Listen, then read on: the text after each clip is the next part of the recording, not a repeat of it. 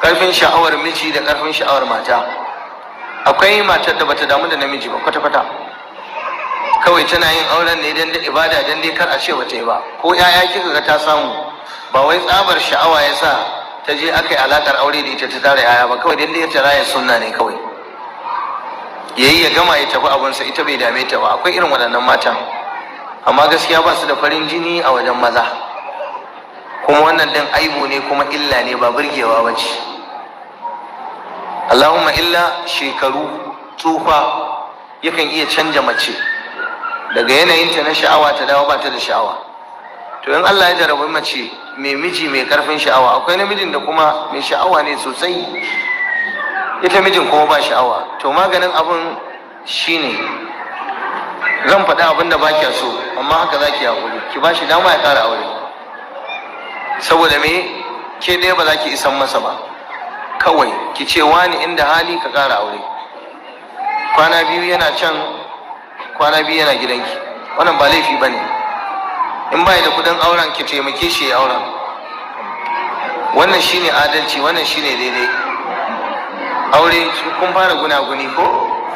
To ya zan yi da ita? Cewa zan yi ta kashe auren? Ni ba zan ce ta kashe aurenta ba. In ba haka ba sai ki haƙuri.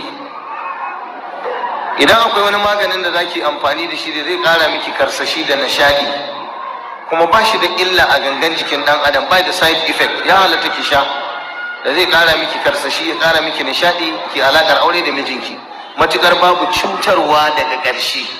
Dan akwai magungunan da suna cutarwa, ki nemi wanda baya cutarwa, kawai nishadi zai ƙara miki, shikenan. Wannan ba laifi bane idan kin yi haka, amma dai abin da ya fi komai kyau da daɗi, ki ba shi dama ya ƙara aure tun da kin hana shi ya ƙara aure.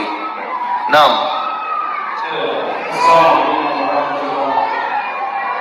Allah da kai malam da rayuwa kuma misali na ina da bayani dangane da abin da ya shafi lashe wani gida ga halashin gida gabansa, shin ya halatta? Wannan ɗabi'a ce ta turawa da 'yan kallon blue film. Namiji ya yi cire al'aurarsa, mace ta zo tana sumbanta ko tana sawa a baki. Ɗabi'a ce ta turawa, ɗabi'a ce mummuna, ɗabi'a ce bata dace da ɗabi'ar musulunci da musulmai ba. Ni ba zan iya cewa mace ta je ta rinka wannan abun ba gaskiya. Idan namiji yana neman biyan bukata a wajen matarsa, ko ta ji daɗi ko ya ji daɗi, akwai hanyoyi da dama wanda zai yi, ko ya yi mata ko ita ma ta yi masa, duk suna yi. Ko macen ta yi wa namiji ko namiji ya yi wa matarsa. Akwai wanda ma take ɗiban maniyin mijinta, maniyin ta ɗauka ta shafe wai a jikinta, saboda ba ta da hankali. Shirme, ƙauyanci, rashin wayewa, wai yana ƙara wai mace wai kyan fata, yana yin kaza. Duk waɗannan abubuwan ba abubuwa ne masu kyau ba su da daɗin ji, amma duk da ka ji ana tambaya fa ana yi ne. Da yawa waɗanda suke yi, barin iya buɗe baki kai tsaye na ce haramun bane ba, amma dai ni na san turawa ne suke kafirai, kuma yawanci mazinata ne suke yi, ba waɗanda suke da matansu na sunna ne suke ba. Zuwa ake ana kallon blue film, ana yi a zo ana kuma ɗabbaka shi a gidajen musulmi, wanda ba daidai bane wannan, kuma kuskure ne. Allah ganar da mu. Akwai tambayoyi da wa karshe za a yi saurayi, sannan akwai mawakata da matsaloli daban-daban da su goma duka sararwa ba idan ba ya daga cikin Allah saka da alkhairi, mun gode kwarai da gaske. Daga cikin abubuwan da mata suke wanda ba daidai bane da su da mazansu, yawanci in mun zo karatun mata na kan fada, zamani ya zo ana yawan amfani da wayoyi, ɗaukan hoto da mace za ta yi tsirara, ta bude wuraren sha'awa na jikinta, ta ɗauki hoto ta yi tsirara tana aika mijinta, ko dan ya yi tafiya, ko dan wai in ya je wani guri ya rinka buɗewa ya ɗauke wa kansa kewa. Wannan yana da haɗari kwarai da gaske. Na farko dai ki sani cewa mutum ɗaya ne a duniya ya halatta ya ga tsiraicinki, kuma shi ma an gaya mana lokaci da yanayin da namiji yake ganin tsiraicin matarsa. ko mijinki ne ba a ce kullum ki ta yawo tsirara a tsakar gidanki saboda daga ke sai mijinki ba, ai akwai kunyar mala'iku. To yanzu al'ada ta zo mace sai ta rinka ɗaukan hoton tsiraicinta tana bidiyo saboda tana da babbar waya tana aika mijin, kuma mijinkin nan abokanansa suna iya ɗaukan wayarsa su duba, kin wulakanta kin tozarta. Mijinkin nan yana iya ba wa ɗansa ya ce ya sa masa recharge card a wayar, kuma yaran yanzu 'yan bincike ne, daga saka katin zai iya shiga pictures ɗinsa da gallery ɗinsa ya je ya duba. Mijinkin nan yana da wata mata ba ke ba, kowace mata tana iya ɗaukan wayan mijinta, ya sani ko bai sani ba, ya yadda ko bai yadda ba.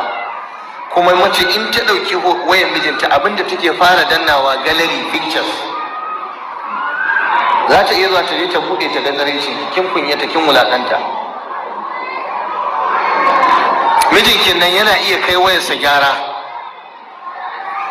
mai gyara ya buɗe wayarsa ya duba duk inda ya ga dama a ciki, ya zo ya ga hoton ki tsirara. Mijinkin nan wayarsa tana iya faduwa ko a sace ta, wanda ya sace wayan nan ko ta fadi yana iya bude ta, duk wani security ta yana iya budewa, ya shiga ya ga tsarecin ki, ga gashin ki, ya ga kirjin ki, ya ga gaban ki, ya ga komai naki. Akwai wulakancin da ya wuce wannan? Mijinkin nan kuna iya rabuwa wata rana, ya sake ki, kun yi baran-baran kun rabu, kin manta kin tura masa, yana da bidiyon ki, yana da tsarecin ki, za ki daina idan kun rabu kice bari in dauki wai ka in yi deleting? Kin manta. Da haka kun riga kun rabu da shi, ya je ya auri wata mata, ko kuma kun rabu baran-baran, ya je ya saki hotonki a social media, ya sake miki tsaraici. Maza da yawa suna wannan wulakancin. Da haka mata ku daina ɗaukan hotunan tsiraicin ku kuna aika wa mazanku, saboda waɗannan dalilai wajen guda 10 da na gaya muku. Duk wacce bata yi ba kuma ta je ta yi, kina tare da wulakanci da tozarta. Wata rana wallahi tallahi sai ɗalibin mijinki ko yaron mijinki a kasuwa sai ya ga tsaraicinki a cikin wayan mai gidan, dan za a iya cewa na je alwala na bar waya ta je ka ɗauko. Mutane yanzu abinda suke fara budewa da sun ga wayar ka, abinda za su bude, su fara bude message ɗinka, su fara bude su fara bude gallery ɗinka. Da haka ina yi wa mata nasiha, ku daina wannan, ku daina wannan, ku daina wannan. In ya ce turo iyakacin abin da za ki iya tura masa hoton fuskarki, hotonki ba da tsirara ba, ya gani shi kenan. Bayan wannan duk abin da ya wuce wannan kuma ki ce ka yi haƙuri sai ka zo gida.